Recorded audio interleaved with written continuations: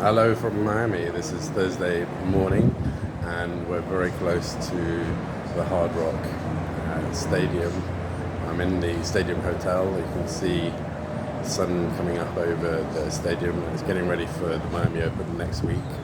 Some of the tennis players for the qualifying rounds, I think, have been coming into the hotel and settling themselves. And because the tournament's really starting next week with the fans and the players, the next day or two is really getting the logistics in place for the research.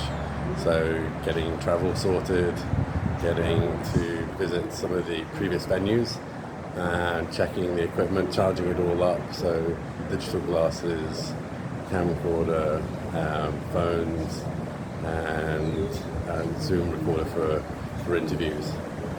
And this is me checking in, and it's been a 48-hour journey to get here, full of static electric discharges in the aircraft, medical emergencies, burst tires, failed fuel pumps, reconnections, and changed routes and journeys, and even airlines.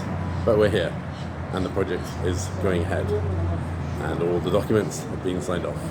So here's me signing off for Thursday, the day before St. Patrick's Day. Cilantro.